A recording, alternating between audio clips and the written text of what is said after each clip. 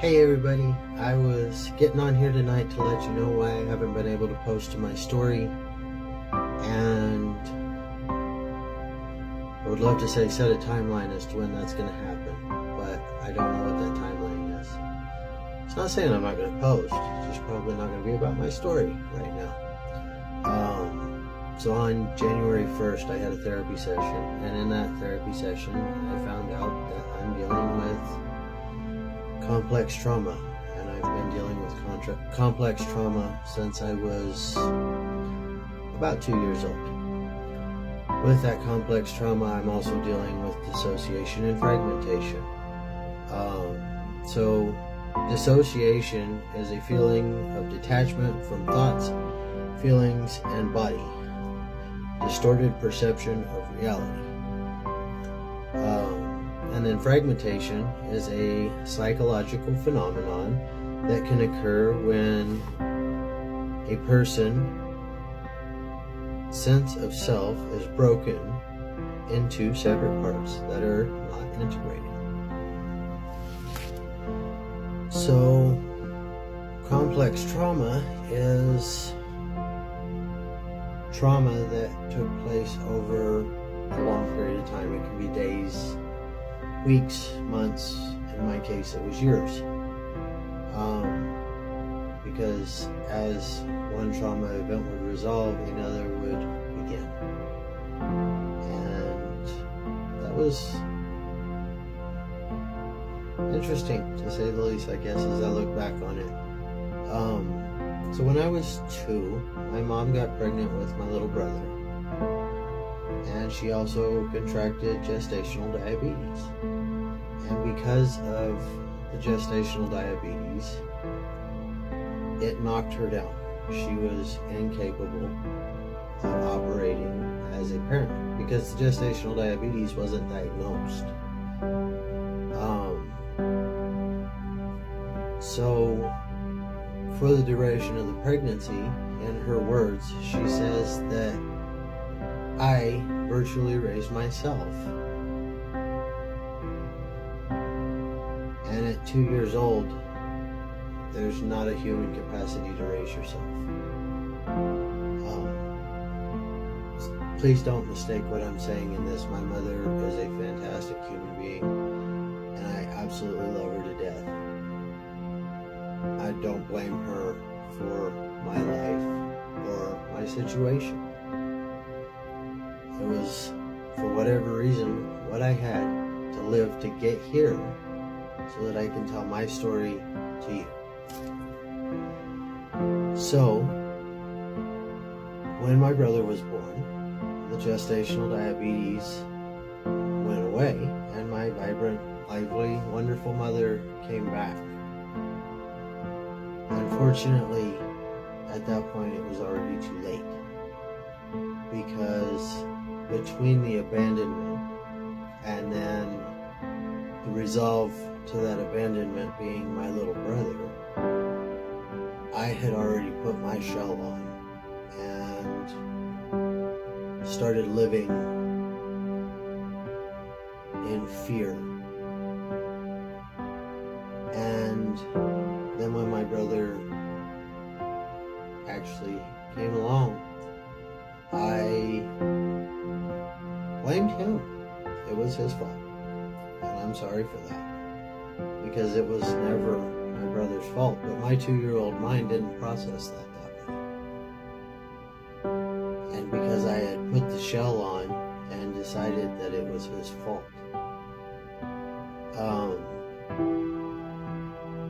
and I wasn't able to take that shell back off until 2024.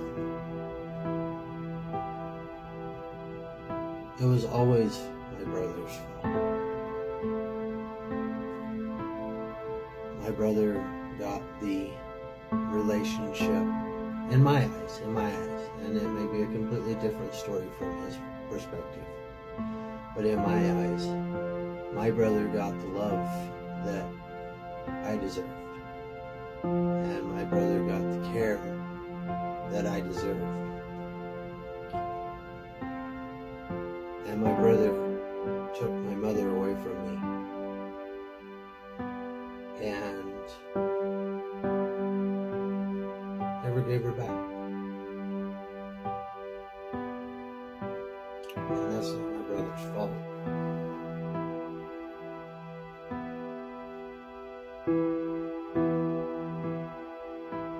But I couldn't see that.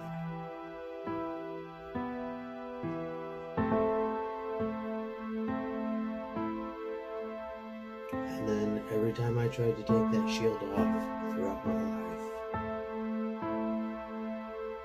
up until last year, I always was met with another traumatic event. So when I was 3-ish,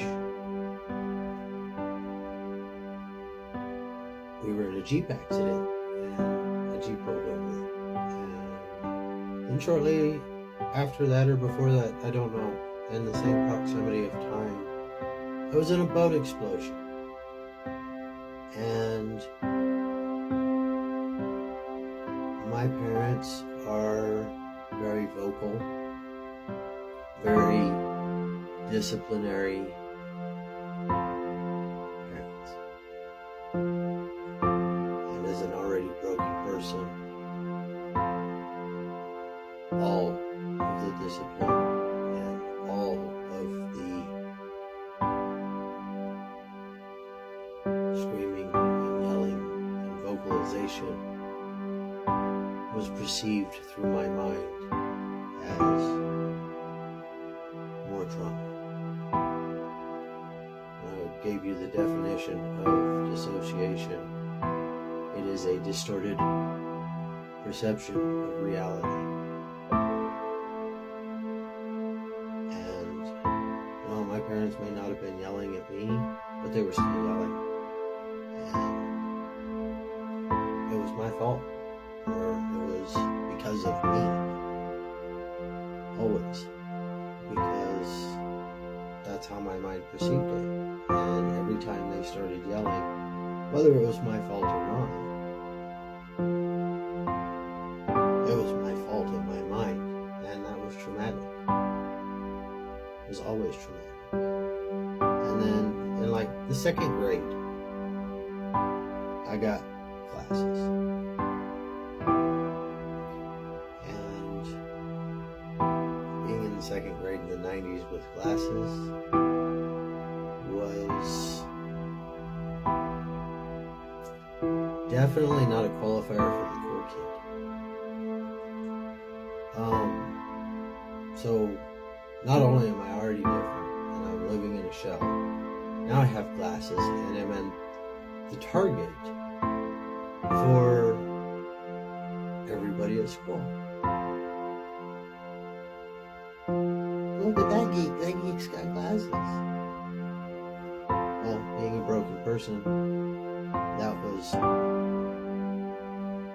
societal trauma. So now I have trauma at home and I have trauma at school. And it just kind of continued on and on and on. And then when I hit puberty, I also had the internal trauma of puberty because I couldn't embrace puberty for what it was supposed to be. It was horrendous because it was a puberty that I had to go through unauthentically. And again, it was more trauma. And because of my own internal trauma at that point, it caused more external trauma between me and my parents. I lashed out, my behavior became very poor, and at that point, what I perceived to be them arguing amongst themselves was now me arguing against them. And this continued on until I turned 18 and joined the military, which was some more trauma in 2007. A life full of trauma is hard to cope with. So when I can tell my story, I will.